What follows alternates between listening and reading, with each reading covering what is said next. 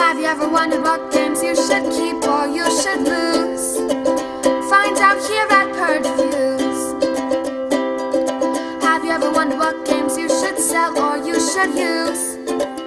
Find out here at Purge Reviews. Find out on our top 10 list what games you cannot miss. Don't forget to subscribe to Purge Reviews.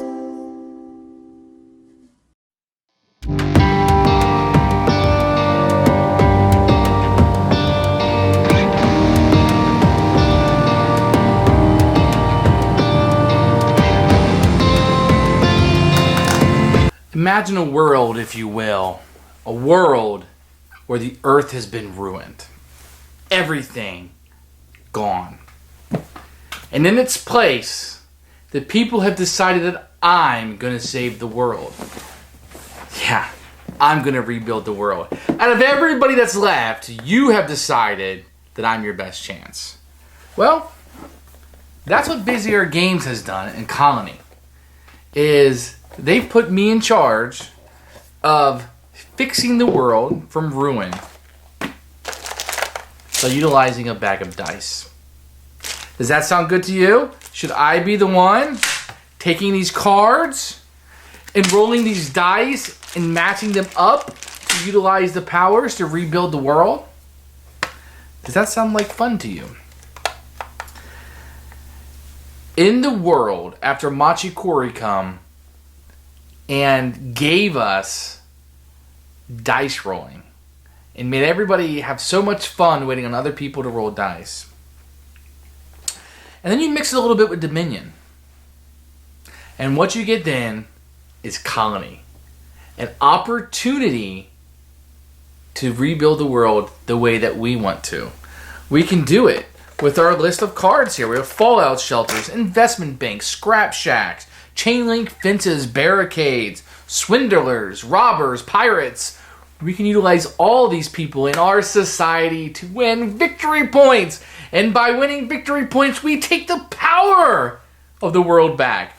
Let me show you a little bit about this game and how this works, and see if this is something you want to add to your collection. As for me, it's borderline keeping. It's borderline purge. I think I'm going to keep it on a little bit longer, play it a little bit more, but I don't know that it's going to be a long-term solution for my collection. Let me show you why. This is how my box is set up. What you're going to have is a strip right here that tells you all the cards and where they're set up. This thing is pretty full right now. There's no room for any more cards, really, unless you just had more of the same, which is not going to be in the play for this game. The dice you get are really just six-sided dice, and some are like this clear, translucent, the rest of them are regular. But here's where the game is going to get interesting, okay? So each time you play, like Dominion, you're going to pull out different sets of these cards. But you're always going to have these cards here that will come out in the game. And what these are going to do is give you farms that give you additional dice, okay? And they're going to give you these dice that are good for one round, and then you don't get to keep them. But if you ever upgrade them, then they give you a die that's white. In this game, white is better than clear.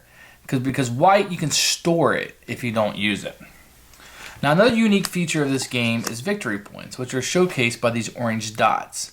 These orange dots are going to say who is the best commander of the colony. And most of the times, if they're worth 1, when you upgrade them, they're now worth 2. 1, 2. And in a game, you just play until you get a certain amount of victory points. That's how that works.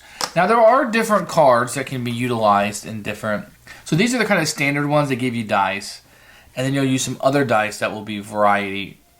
So they do different things. Like for Antonia, when built, you add a die below, a 1 die below. Increase it each time below by 1. So most of the cards in certain types are going to give you either victory points or stronger ability to get other dice. The Swindler exchanged an opponent's die for one of your own. So basically you can take something that you need from them and bring it back. And these are the take that cards. Each opponent with the robber gives you a die or a reroll. let's take a look at the chain link fence. This one's in particular pretty interesting.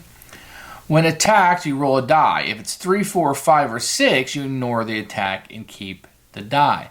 This is particularly important. You want the chain link fence anytime that you might have an attack coming your way, because there's a good chance, better than average chance, that you're going to be able to keep that die from them. So that'll prevent people, because of your chain link fence, from attacking you sometimes. Now you have an exchange post here that takes any 2 die, can make it any 2 dice and make it any die that you want. That can be very important, manipulating your die. Let me also show you the pawn shop. And that allows you to take any die and make it a 5. It's a white 5, one you can store. You can also upgrade this to take any die and make it a 6, or any 6 and make it any other die. So these can be upgraded. They're pretty powerful. So what are you going to do on your turn? You're going to roll a number of dice, and based on what those die are, you're going to be able to utilize these cards. If you look at the top, 3 3s and 2 2s, whether it's white or clear, can then be exchanged to get a 2. Okay? So this is what it costs to buy it, and this is what you get every time that you have it. So let's look at the chain link fence again. You would need to spend 2 5s and a 3 in order to buy this. Very simple, very simple. And then when you have it, you can just utilize the power all the time, whether you want to upgrade it or not. So everybody's going to start out, those are not the right cards. Everybody's going to start out with a set of cards, which is a warehouse. And these are the 6 dice that you can store from round to round. Only white ones can be stored, and if you upgrade it, it becomes 9. This construction card gives you the ability to buy 1 card per turn, or give you an extra die to roll each turn. If you upgrade it, you can buy as many cards as you want. The upgrade costs 1, 2, 3, and 4, and that's how you upgrade cards. You go up a 1, 2, 3, and 4. You can upgrade any card, including this card, which then only requires a 2, 3, 4 to upgrade. And the supply exchange is really nice. You can take any 2 dice that are equal to each other, so a 3 and a 3, a 4 and a 4, and get a white die of any denomination that you want. And when you upgrade it, it can be any 2 die. They don't have to be equal anymore. So you're going to start out with these cards and keep building up until you get the desired number of victory points. Here's your victory point tracker with 2 players looking for 20 and as low as 15 with. So the components in Colony are okay. You get some cards. They're good quality. The artwork is okay on it. There's not a lot of excitement in the cards, if you will. The dice are the dice. They are what they are. They're just kind of generic 6-sided dice. They're nothing really that special. Nothing in the components is going to bring you home with this. The artwork is good. It's not like it's bad artwork. It's not colorful. It's not going to bring you in. The theme is kind of there, but really, when I was playing it, it just became, what can I do with these dice? It didn't really bring me in. The game is okay. It's just Dominion mixed with Manchikoro. It's you're not doing the deck building, but you have all these cards lined up. You need to buy what you want. I don't feel like the theme came through to me. It's unique in that effect, and I like manipulating dice. That's fun, and I do like the post-apocalyptic theme, even though it's razor thin on this game. I don't know this is going to have the long-term play that most gamers are looking for. I don't think the theme comes screaming through. I think 51st State would give you that theme a lot better than this game. I just feel like you're doing the same thing over and over. It is fun still in the dice. There's things that you can do. The ways to manipulate your dice are fun. Taking advantage of the cards to be able to upgrade is very, very important. Getting those initial cards that are in every game, I felt like these are pretty lame, but you do need to get those cards because they're going to give you more dice, and more dice is good in this game. It gives you more opportunity to pair things up and to buy other things and to get more victory points. The game lasts about as long as you want it to last. It doesn't go on too long. It's right there. I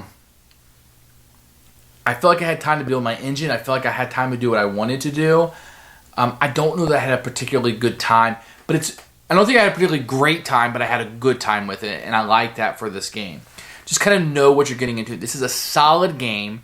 It's going to have a solid good time. I almost want to say, it's not a filler, but you almost want to start the night with it and then maybe play something else. And then you'll remember back that you had a good time with it.